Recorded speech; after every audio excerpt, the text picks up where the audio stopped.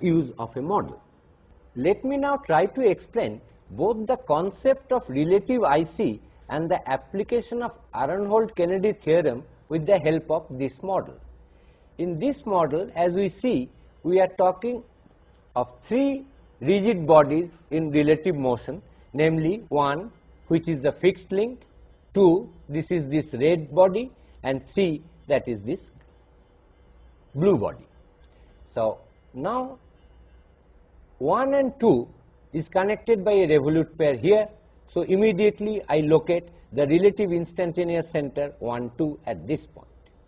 Similarly, body 3, which is connected by a revolute pair with 1 at this point, I consider this as 1, 3, the relative instantaneous center 1, 3. Now 3 and 2 has a higher pair at this point of contact. So we are talking of three rigid bodies, namely 1, 2 and 3. 1 and 2 has a revolute pair here, 1 and 3 has a revolute pair there, which means I have located two relative instantaneous centers, namely 1, 2 and 1, 3. Now the relative instantaneous center 2, 3, I know must lie along the common normal at this point of contact. This is a general higher pair.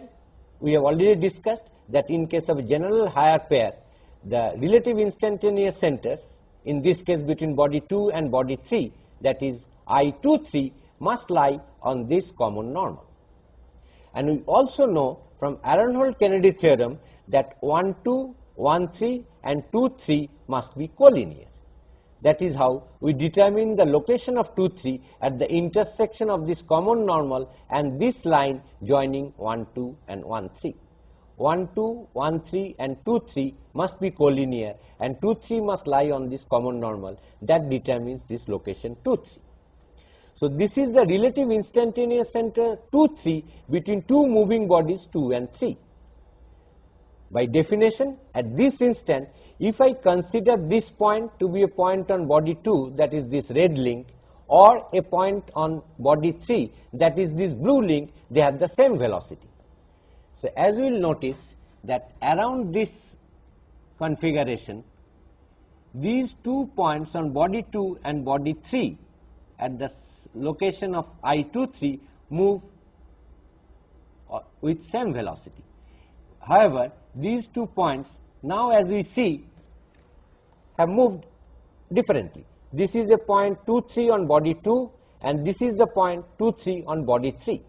At this location, at this configuration, their velocity is the same. So around this configuration, they move almost with same velocity. At this instant, with exactly same velocity, around that region, almost with same velocity, so there is not much of separation. However, when they have moved a lot, as we see, that point 2, 3 which was here, consider this model of the 4R linkage. As we see, there are three moving links, namely this blue link, say link number 2, this gray link, that is the coupler, say link number 3, and this red link, that is the output link, say link number 4. So this is, according to our notation, O2, A, B, O4. Applying Aronhold-Kennedy's theorem, we have seen that 1, 3 is located at the point of intersection of these two lines, O2A and O4B. So these two lines intersect here, which I call 1, 3. Similarly, at the point of intersection of the two lines O2, O4 and AB, I get the instantaneous center 2, 4. So this is 1, 3 and this is 2, 4. Now if we move this linkage around this configuration, because this point is P1, 3, that means the link 3 is instantaneously rotating about this point does not move. This point has zero velocity, as we will see when we see this, move this linkage. You see all other points in this link 3 is moving. Around this configuration, this point has zero velocity, is hardly moving.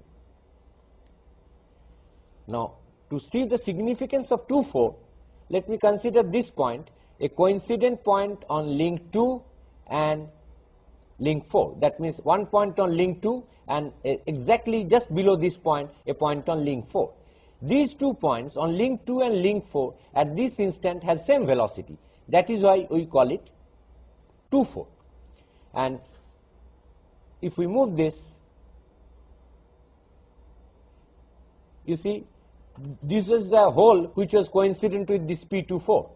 Right now this is a different configuration, so their location is elsewhere, but at that configuration this hole on link 4 and this point on hole on link 4 and the point on link 2 you cannot distinguish because they move with same velocity.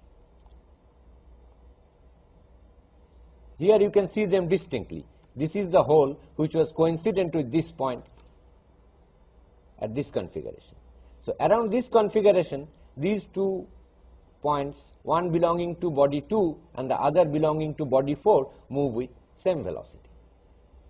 At this stage, let me carry out another example of a 6-link mechanism. Let us consider the model of this 6-link Whitworth quick return mechanism, which we have seen earlier. Here the input link is this link, this is O2A. This is the input link which rotates at constant speed, and consequently the output link, that is this tool holder, reciprocates along a straight line. Our job is, given this 6-link mechanism at a particular configuration, say this configuration, if first task is to locate all the relative instantaneous centers, then second step is, given the input angular velocity at this configuration, say omega 2 is given, what is the velocity of the cutting tool or this tool holder? That is the slider, which will be our link number 6. So this is the problem that now we are going to solve. At this stage, we consider the kinematic analysis of a slotted lever quick return mechanism which we have seen earlier.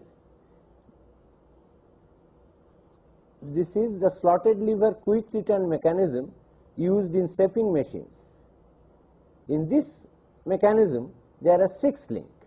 One is this rotating link on which, that is link number 2, fixed link is link number 1, this is link number 3, this circular block, which is hinged to body 2 at this point.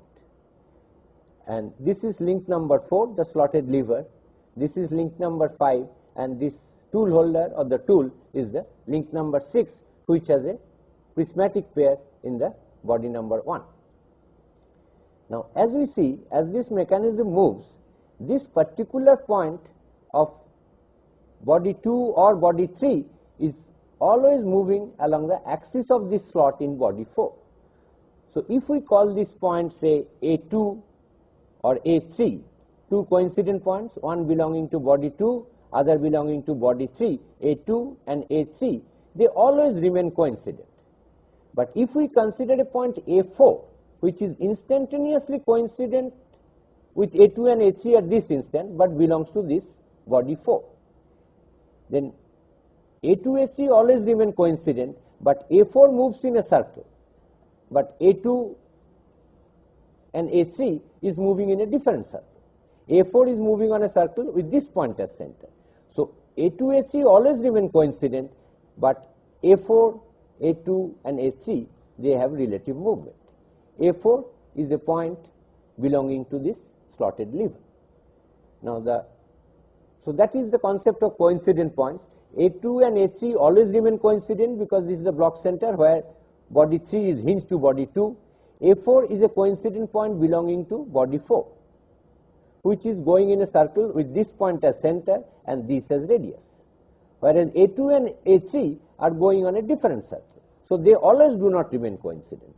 But for the purpose of kinematic analysis, it will be very useful to consider the velocity and acceleration relationships between these 2 coincident points, instantaneously coincident points, say A2 and A4. So this is the problem which we will be analyzing now. Suppose the angular velocity of this body 2, that is the bull gear, is given and assumed to be constant. Let us find out at this configuration what is the velocity and acceleration of the tool holder.